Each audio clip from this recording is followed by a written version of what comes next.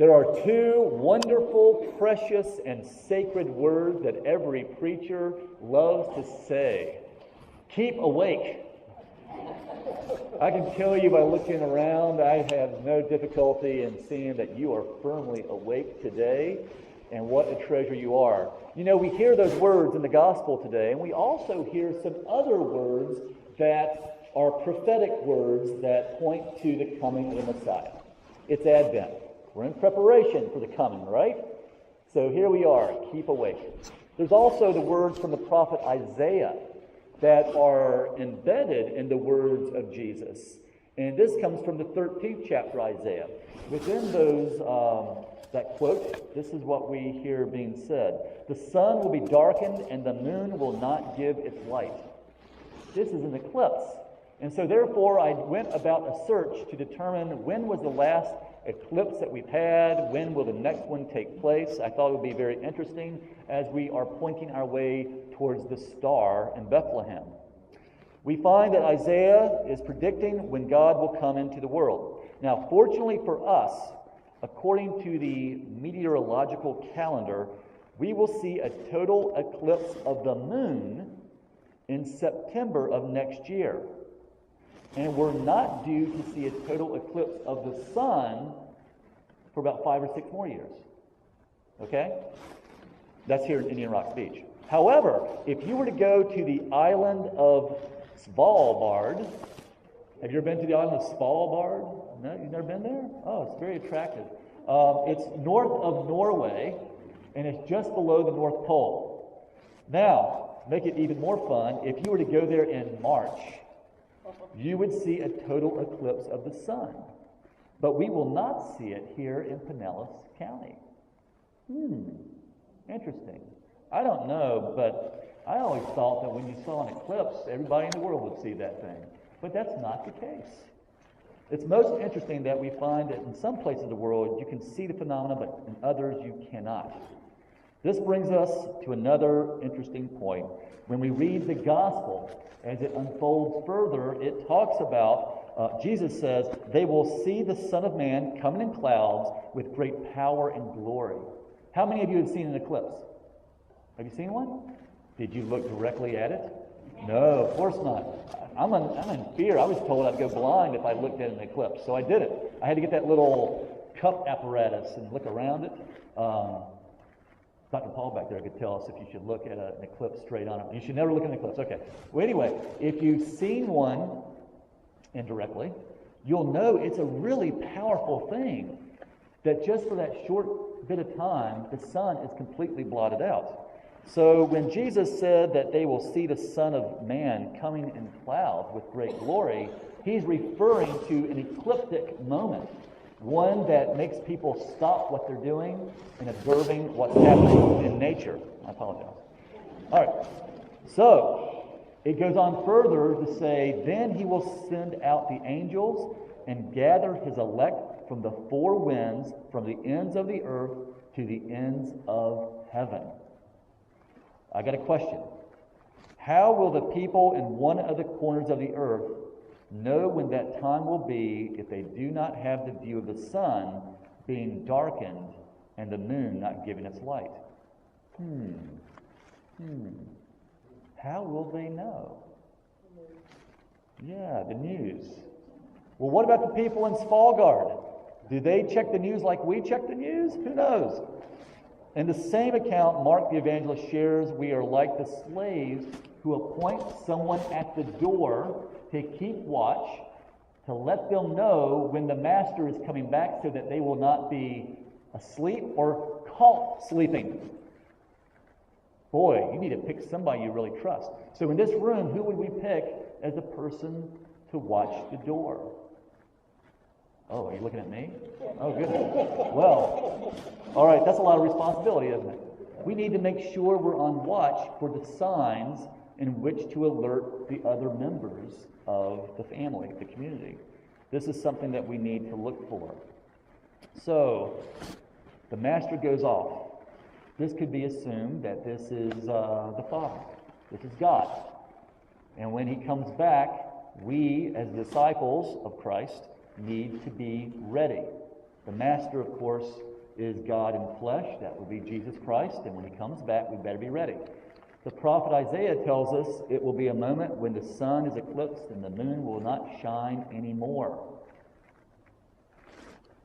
This is a message that we are portraying and sending out in Advent, telling people to be prepared for what's going to come in Christmas.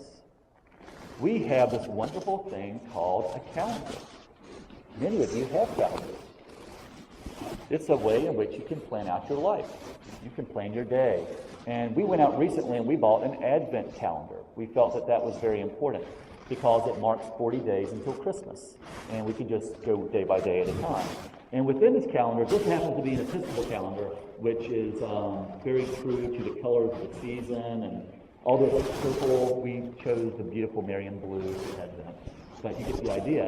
It allows you to be ready, to be alert, and be prepared. So we have it coming on Christmas Eve. On Christmas Day, we will see Christ. It's interesting about that message, isn't it? This is the message that we send out for Christmas. Be prepared for when Jesus is coming. Is this the message that our culture is receiving today?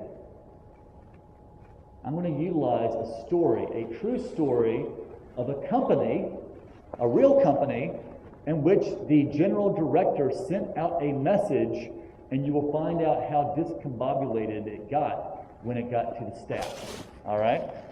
So, this is a real story. Let me find it for you. All right. It was the director general who was sending a memo to the manager. And it is a reference to an eclipse. Today at 11 o'clock, says the Director General in his memo, there will be a total eclipse of the sun. This is when the sun disappears behind the moon for 2 minutes. As this is something that cannot be seen every day, time will be allowed for employees to view the eclipse in the car park. Staff should meet in the car park at 10 to 11, when I will deliver a short speech introducing the eclipse and giving some background information.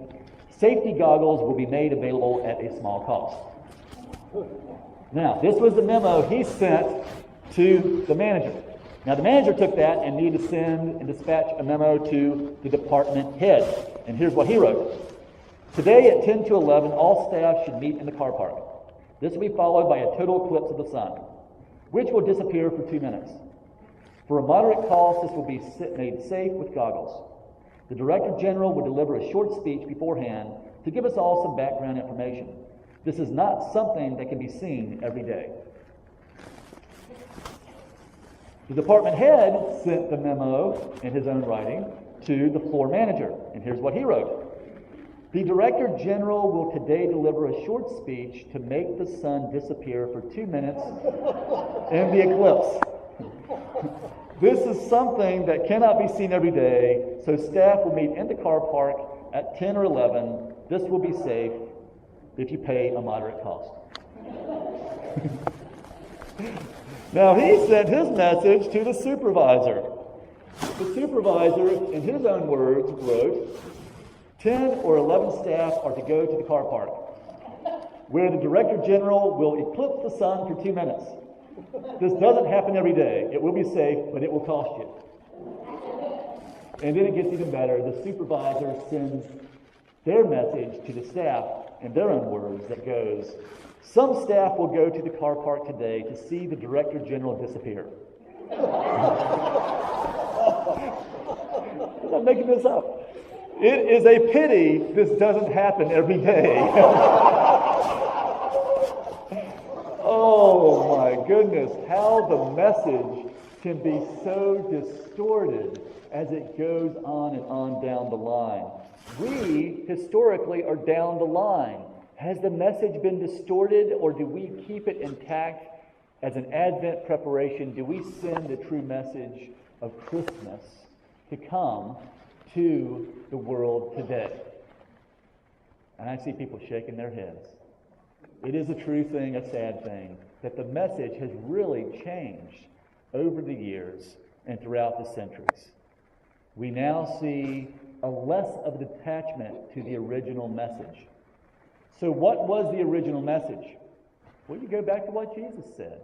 The Son of God will come again in great glory, power to overcome that which eclipses us, which is our sinful nature. Well, we've got a calendar that can prepare for Christmas, but now we see a new light in how God reveals himself to us on a daily basis as it relates to our sinfulness. And yes, we are sinful creatures. We stray, we're tempted, we're distracted. By the time that you hear me say keep awake, you may go out the door and fall asleep. But the fact remains, we keep the message consistent, and we take it upon ourselves to be the watchman at the door, ready to respond, ready to share with others the message that God has given us, which is ultimately always the only sermon that I ever preach.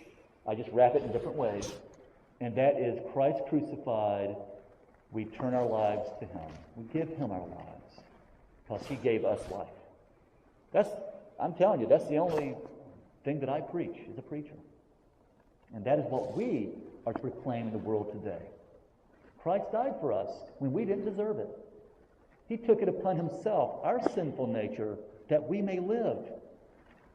So Advent is a time of penitence. It's a time of preparation.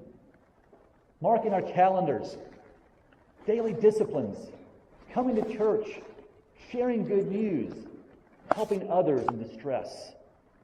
This is the true message that prepares our hearts that are eclipsed in the darkness of our sin. And this is God's glory. Think about how powerful God is when he can penetrate the densities of our thick skulls and our cold hearts. And he gets into us when our spouse may not be able to, or our children, or our neighbor, our friends. He's able. That's the power of God. And that's what we see today. The sun will be darkened and the moon will not give its light. That is our view. That is our landscape. Whether you're here in Pinellas County or in Svalbard, you can see God being revealed. Today, let us prepare the way. Come, thou long-expected Jesus. Come into our hearts today. Let the light shine where there is darkness. Today, I'm imploring you to think about this season of Advent as a new day, a new time, to prepare a place for God to enter and to do glorious things. You are his chosen vessel. You're the watchman on the door. So I want to leave you with this message with two simple words. What are they?